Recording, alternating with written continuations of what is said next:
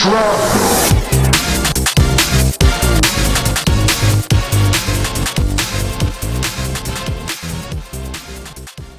Wagwan everyone, and welcome to Film Shrapnel, your number one spot for everything movies. My name's Tobias, and I'm alone today, but Craig's going to record his independently. A couple of caveats before we begin. There's going to be a couple of omissions. Either they've not made the top 10 list, or they're just not forgettable enough. I'm going to do two lists. Movies I've watched that I just can't remember and are just super forgettable, and movies that were really good. So technically two lists. Some movies I'm not even going to mention because they're neither good enough or bad enough to mention. And there's another couple of omissions that I'm going to mention. I haven't seen Oppenheimer. I haven't seen The Killers of the Flower Moon. And I haven't seen that new sci-fi film, The Creator. Those are three films that I assume would make it onto one of these lists.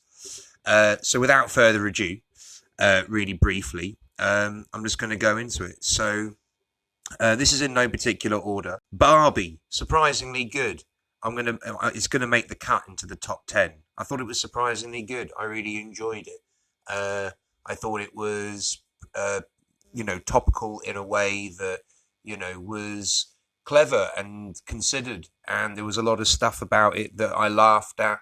A funny little Rob Brydon cameo that I'm sure British people out there like myself have spotted. Overall, I really enjoyed Barbie. I thought it was decent. Next, this is in no particular order. I'd probably give Barbie like a 7 out of 10 if you put a gun to my head. Next, Spider-Man Across the Spider-Verse. Again, highly enjoyed it. I'm looking forward to the second one. I preferred the first one, but I still thought it was good enough to make my top 10, the ones that made the most impact on me anyway. I'd give it a 7.5. Who knows what part 2 will be like, though. Maybe part 2 will in turn reduce this one's rating. Who knows? John Wick 4, fun as fuck. Definitely the weakest of the franchise. Well, maybe the third one's the weakest. But John Wick 4, definitely not as good as the first two. First one's still untouchable. They double down on the mental sort of world building that they're doing with the franchise. But they also close the franchise. And, it's fine. It's fun. I enjoy it a lot. I'll give it a 6.5 out of 10. But I like it. A movie I watched quite recently, Pain Hustlers, is going to crack my top 10. I believe it's a Netflix original. It's got Emily Blunt and Chris Evans in. It's pretty decent. There's some Wolf of Wall Street vibes going on in it. But it's pretty decent. I quite enjoyed it. I thought all the cast gave a good performance. And Andy Garcia's in it, and he's really good. So highly recommend Pain Hustlers. I'd give it like an 8.5. 8.5 out of 10. A surprising entry in this top 10, The Flash, and I've already talked about it, so fuck you. It's definitely not as good as I remembered it upon first watching it. I've watched it again since. It's definitely nowhere near as good as when I saw it in the cinema. I think the cinema really helps, but it still gets a 6 out of 10, and I still really enjoyed it in the cinema. So in terms of a cinematic experience, I highly enjoyed it. Now, I've got Infinity Pool. And Infinity Pool might even be... Again, I've said that this is going to be in no particular order, but if any of these films were going to be my favourite, it might be this one. Infinity Pool, Brandon Cronenberg, David Cronenberg's son. Really, really good flick. It's got cloning in it. It's got allegories for greed and high society being just absolutely awful. I'd give it like a 9 out of 10. I really like Infinity Pool. I've mentioned it earlier in the year on the podcast. Highly recommend it. Infinity Pool, really, really good. Next up, and again, I'd probably give this one a 9 out of 10 as well. I like an off-kilter sort of horror-y kind of thing. Cobweb. Cobweb was pretty good. I think it's a person living in the wall done right movie. I've noticed that there's a lot of people living in the wall movies, and it's quite a scary idea. I like a person living in a wall movie. It's quite spooky. But this one, Cobweb, I think does it right. Really, really good. And again, I don't want to spoil anything. So 9 out of 10, I'll give it. I'll give it an 8.5. No, 8.7. Go on, meet me in the middle. You were so not invited to my bar mitzvah. I quite enjoyed this. I'll give it like an 8 out of 10. The Sandler family doing something. Yeah, really liked it. Thought it was pretty decent. Next up on the list, it's a Thai horror film, Tiyod. Tiyod. It's really, really brutal. Some mad shit in it. It's basically, Thailand's answer to The Exorcist. Really, really good. Like set in sort of like rural Thailand. Highly recommend. 8.5 I'll give it. And I think that's about it. That's about 10. Around 10. In no particular order. I think I'm missing one. But yeah, you know what? That's about it. Like, this year wasn't a huge year for films for me. There's only a few on that list that I'm like, I would highly recommend anyway. Maybe only about 4 on that list I'd actually recommend, 4 or 5, for someone who actually enjoys movies and not just a popcorny flick.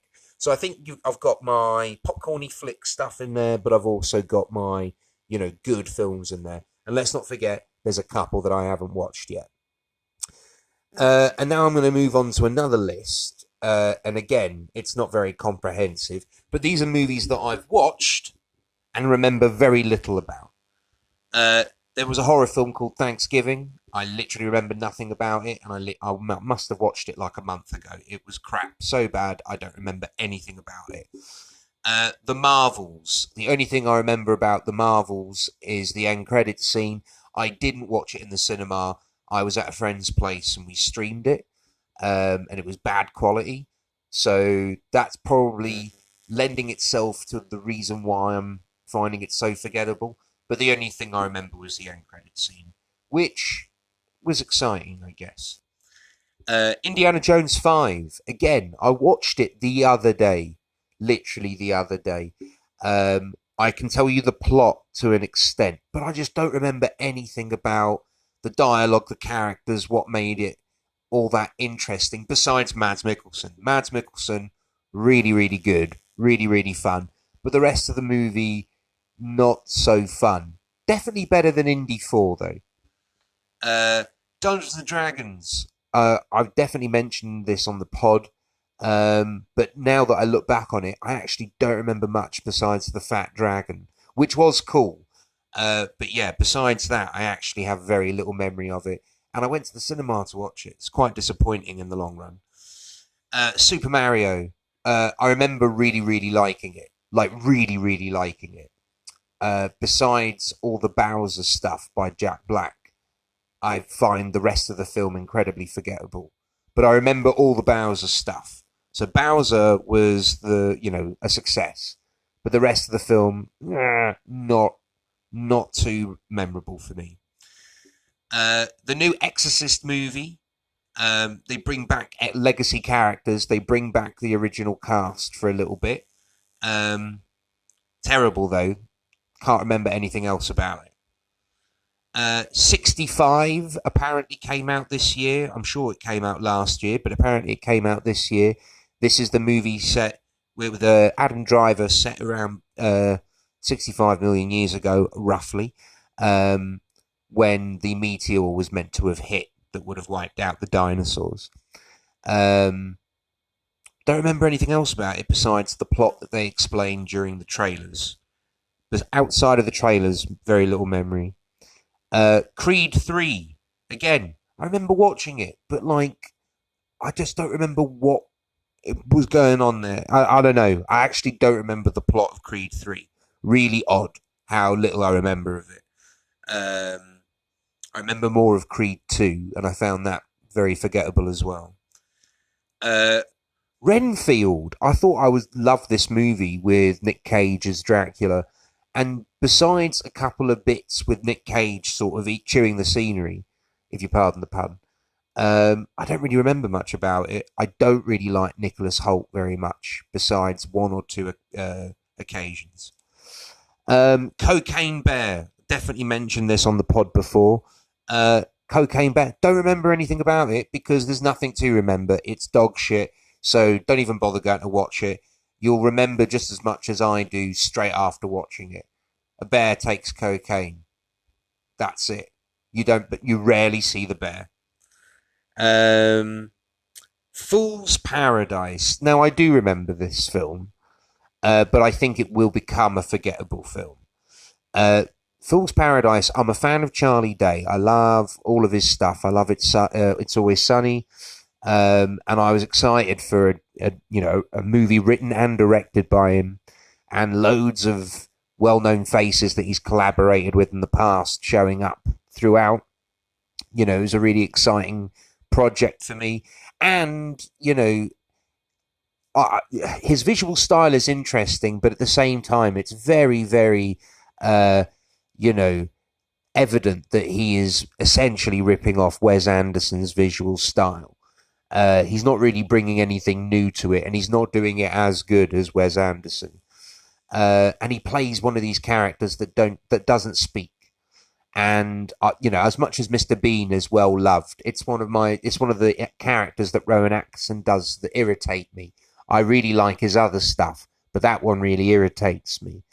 I'm not to say that a character not speaking throughout a movie is a bad thing or inherently a bad thing anyway. It can be done right. I just don't think Fool's Paradise did it as good as it could have. And that's about it. Oh yeah, and there was a new Mighty Morphin Power Rangers movie that was not very good and very forgettable. But Billy's back. And that's about it. That's around 10 movies that I thought were good this year, and around maybe 15 movies that I've watched but don't remember very much about because they were pretty bad. Go check us out on the app formerly known as Twitter, @FilmShrapnel, capital F, capital S. We have Instagram, we have TikTok, all the good stuff. YouTube's on the way in 2024. The last episode of the season is going to be on Christmas Day, and I don't know if Craig has announced it on Twitter yet, but I'm going to save it for Christmas. So it'll be a Christmas surprise. But the Christmas Day episode will be a full-length film episode. So stay tuned for that. And that will be the last episode of the year, and we will be back in 2024. And until next time.